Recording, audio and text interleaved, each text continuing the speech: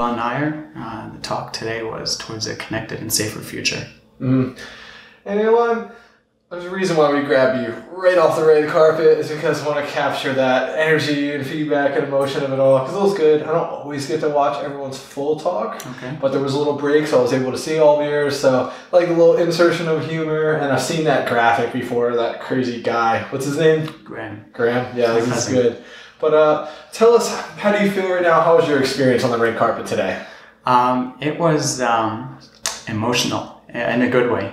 I don't know if you can see, I probably have very red ears right now. I haven't felt this way since my bar mitzvah, laning. But it's great to finally get out there and spend weeks preparing, and then it's really unbelievable to finally be able to deliver it, and at the same time.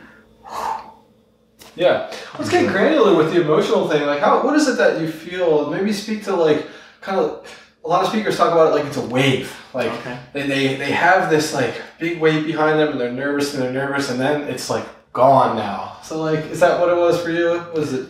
Yeah, I would say I really like the wave analogy, because definitely building up and up and up, and then arriving here about 6 hours before the talk, probably more. So just standing there watching the talks go by, and watching everyone.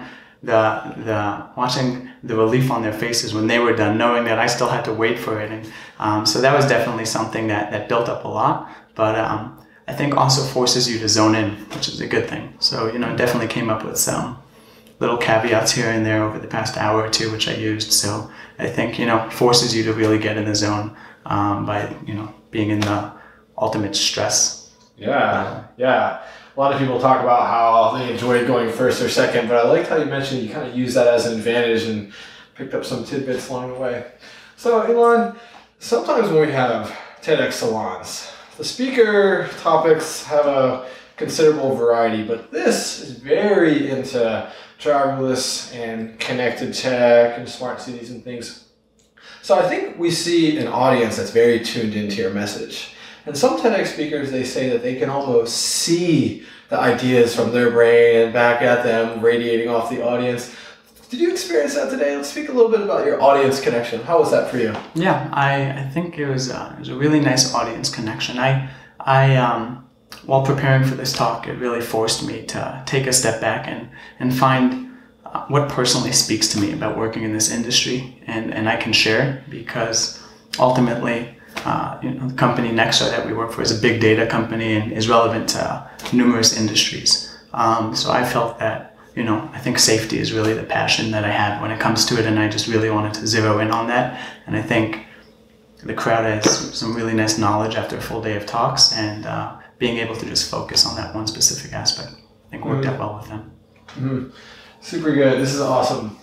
And here's my final question for you, and my favorite. So now that you're a TEDx speaker, Elan, congratulations, very good. A lot of people, they love to add that to their repertoire, to their belt.